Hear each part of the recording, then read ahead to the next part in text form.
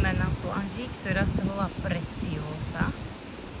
Tam v diaľke je Eliška. Tam v druhej diaľke je Romčo s mamkou. A inak na túto stranu není vôbec nikto. Vôbec. Proste úplne prázdno.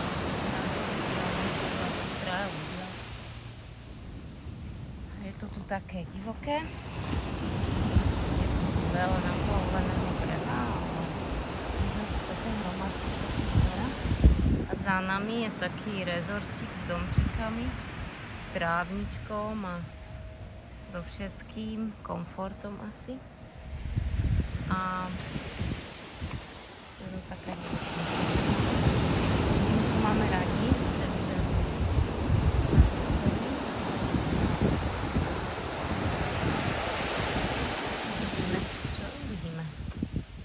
sme asi 20 metrov od domu a cez cestu prešiel obrovský leguán, tu sedí opica a na druhej strane leží na rovnakom mieste ako včera náš kamoš krokodíl potočný.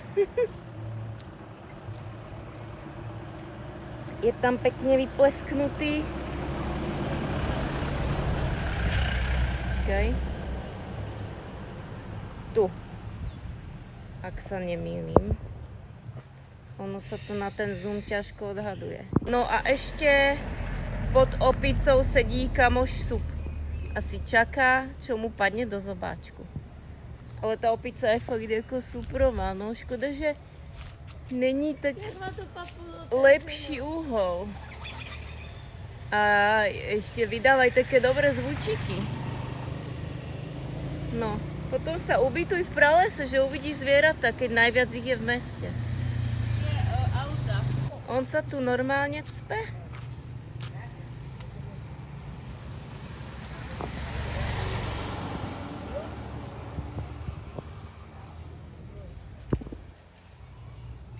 Prišiel za nami pán, tu nejaký miestny, a povedal, že tam spinká slot.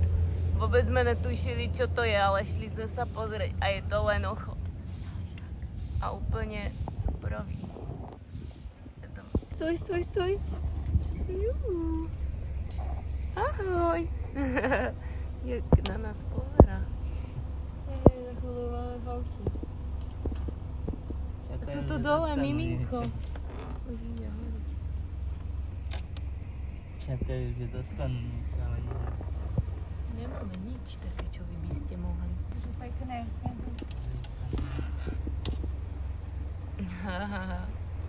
A jak pozujú, pozri, jak stoja za sebou. Ježiška, ona skočí. Počkaj. Ja chce, nebudeš mať na kolena. Ty boga, však skočí na auta, ne?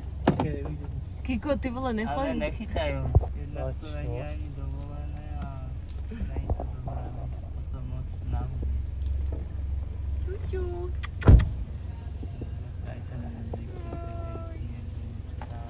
Ahoj, opice, ahoj. Tak takto krásne zblízka.